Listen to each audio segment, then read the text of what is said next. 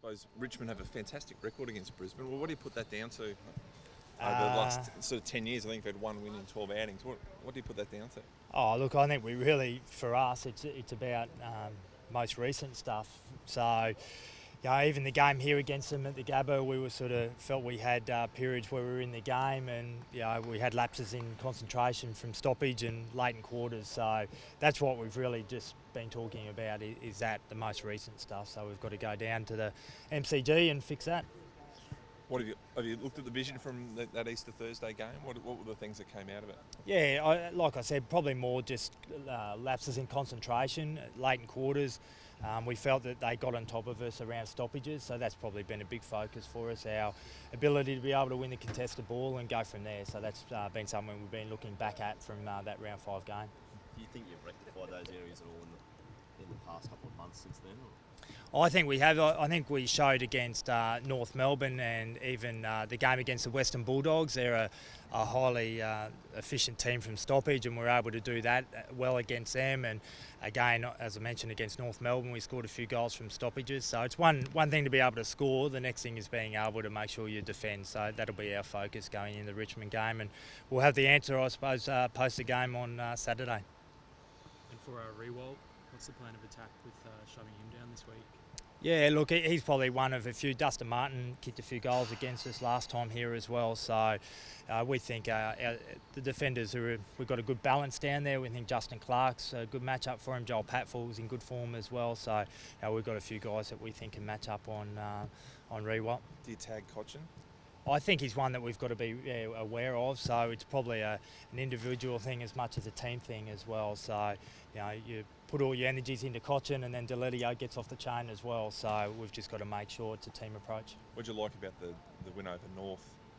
What did you in the review? What were the positives you got out of that you really liked? Look, everyone's focused in on our second quarter, and that obviously from a ball movement point of view was really impressive. So we liked that we owned the ball. We were able to make North Melbourne defend, but then when it came down to it, it was probably a bit of the character the boys showed, I think. I mean, we were tested and they were coming at us and we were able to hold on. So that's something that you talk a lot about, but until you actually see it in action.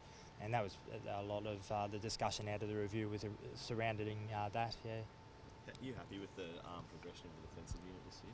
Yeah, I am. I think because we've got such a young group, I think we've seen, saw Dan McStay play his first game, and then you've got Justin Clark, who's only in 20-odd games, plus Darcy Gardner, Tom Cutler. So, I am. Sam Mays has played a bit down there. We've had a few different guys go through there. We've still had our mainstay in Jed Adcock and Joel Patfull and Matty Maguire's come into the team, played the last few games. So, I am. I'm happy that we're getting games into those guys and they've been able to defend pretty well. Are you happy with that balance? Like you often play with sort of 4 big guys, if we count Patfull and Gardner as big guys. Is that balance you're sort of happy with? Yeah, I think the modern day defender now has an ability to be able to play on all types, and I think that's what we see in Joel Patfull, and that's what makes him such a good player. He can play on Lindsay Thomas, and then he's a fair chance to go out and play on Rewalt this week. So defenders that can do that are gold.